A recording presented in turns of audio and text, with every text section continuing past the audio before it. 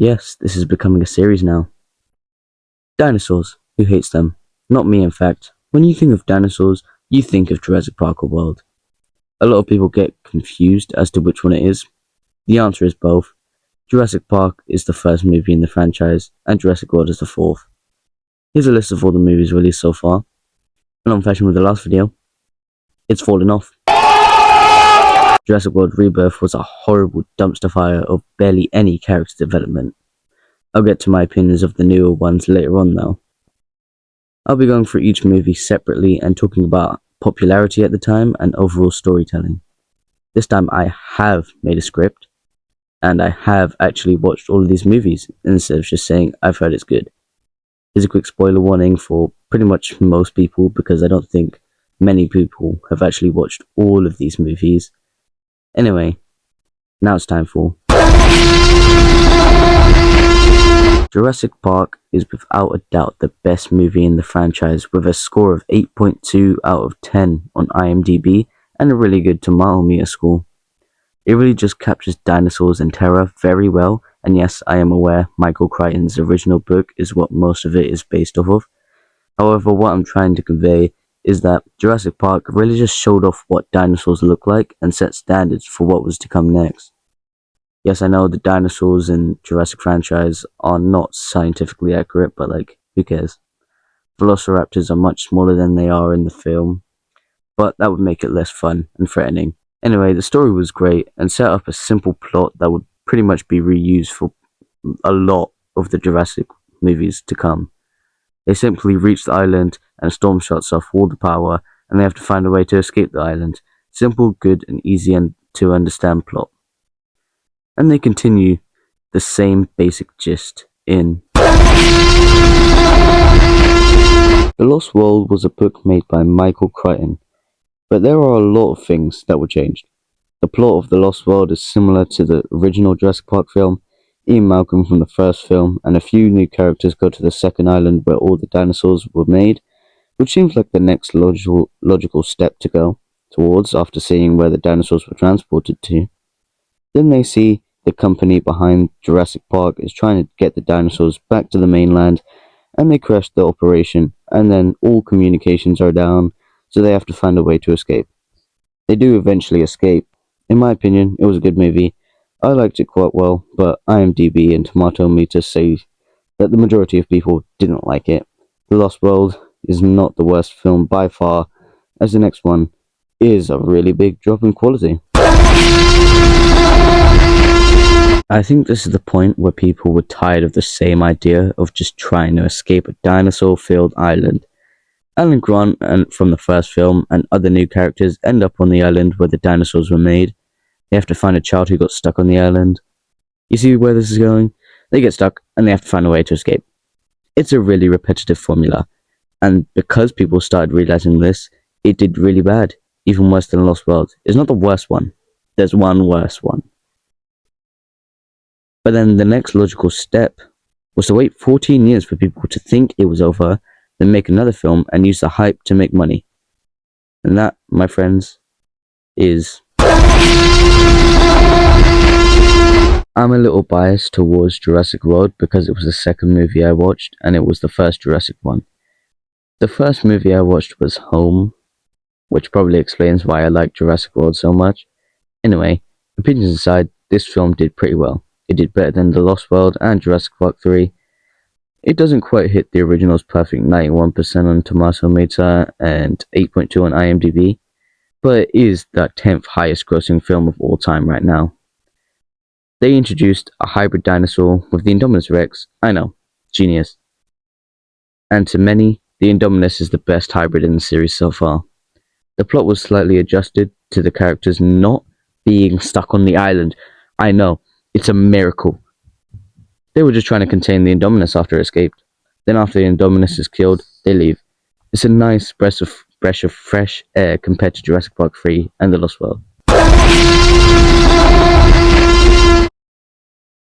I personally didn't hate this one, but the IMDb and Tomato Meter score show that people did not like it. If you look at it from a wide view, you'll see it's taking the original formula and reusing it again. But this time there's a volcano. so it's completely original. They get to the island and save the dinosaurs from an eruption this time. The people they were working with turned out to be evil and they want to sell dinosaurs, so then they have to run from the eruption and sneak onto the boat. However, this is where the plot actually changes. I think like the Jurassic World trilogy, quadrilogy, I don't know, is the one where they actually do change up the plot, unlike Jurassic Park's trilogy. Anyway, they have to sneak around and let the trapped dinosaurs escape to stop the dealers from selling them. We find out about the new hybrid, the Indoraptor, which used parts from the Indominus and more raptor DNA and all that other junk, is trained to attack with a command of the laser beam from this gun and an audio cue. I think the reason people didn't like this one as much was because the stakes were just not there. When the Indoraptor was in Maisie's room and Owen comes in and shoots it, but it turns out the Indoraptor is bulletproof, it just doesn't feel right. Like, what dinosaur, anything, as a matter of fact, cannot be affected by bullets? What does it have in it? An armadillo?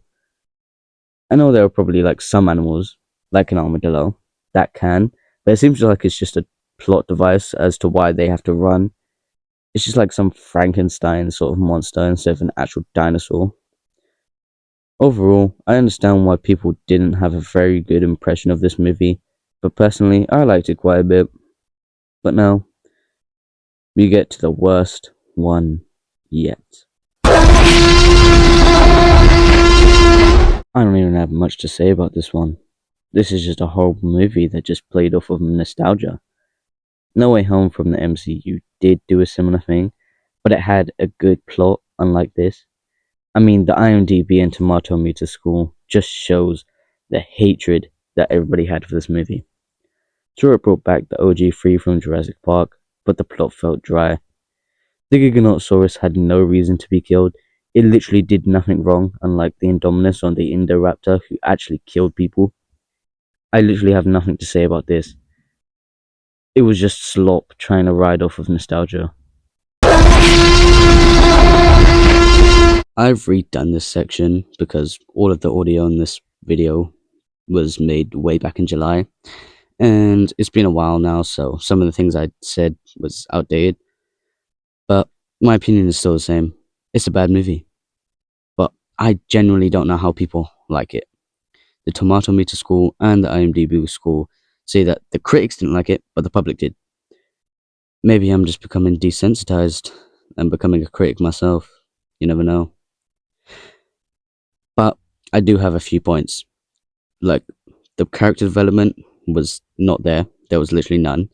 Well, there was a tiny bit, like one drop of salt. One drop of salt? I don't even know what that means. And there was really horrendous plot armor. And here's another thing. Scarlett Johansson's character, and yes, I do not remember the names because I do not care about them, says she has PTSD the night before they reach the island. And then she just sleeps it off. And it's never mentioned again. That's literally what I don't get. I don't think that's how PTSD works. You don't just sleep it off. I've watched Iron Man 3 like 7 times. So I think I know how PTSD works by now. And as soon as the other guy who was like trying to say peace and love, we should make the cure free, and then Scarlett was like, I want to be paid. I knew she was going to be switching up to peace and love and making the cure free, but she just switches up instantly with like no character development. She's like, yeah, let's make it free. And now the worst part, the plot armor. A girl was in the T-Rex's mouth and survived. I'll give them slack for that one. It's a kid. I don't think they're going to kill a kid for the PG-13, you know what I mean? But this next one, this guy sacrifices himself and lures the D-Rex away so that the others can, escape. But we see him, stare down the D-Rex and the light goes out and we assume that he's dead. Then he appears like in the next minute and survives. How the hell did the D-Rex not catch him? He was literally face to face with the D-Rex, and the D-Rex is just such a bad predator that he didn't even see it. I really don't understand. How did people like it? I watched it with my older brother, and immediately after the movie, we were like, "Yeah, that was a horrible movie. Sucked." And here's the last part. How much did Snickers pay to have their rapper be the main cause for the movie even happening? Like, what system is shut down by one rapper going into the vents? I really don't like. Snicker must have paid like a fortune for this, bro. And that's all I'll say because I don't want to keep yapping about stuff. Camp Cretaceous was designed for kids to watch, so it wasn't as good as it could be. But KS3 had more darker tones and actual depth. The tension was there, and I liked the first season because they were in the normal mainland, but still being hunted, adding to the fear of never being safe. But then they throw it away by making them go to some random jungle again. Like, honestly, the city setting was a nice touch, but then we just get thrown back into the jungle. Anyway, it was pretty cool. Good. Well then, time for. The Jurassic franchise has certainly had a big downfall, but it's still one of the most iconic movie franchises of all time. However, it was held back by repetitive plots and bad character development. People just wanted to see dinosaurs, not people fumbling around. I don't think the franchise will end because they could literally just make the worst piece of film ever and people would still watch it because it's a Jurassic movie. They're going to keep milking it until the day we die. I mean, hopefully they actually make good movies again, but it's unlikely because they just want to churn out as much Jurassic slop like the YouTube shorts. Overall, I would give the franchise a solid 7 out of 10. A lot of the movies were pretty good, but there's just like a few bad ones. Thanks for watching. This has been Cinema Games Tales. I hope you enjoyed and have a good one.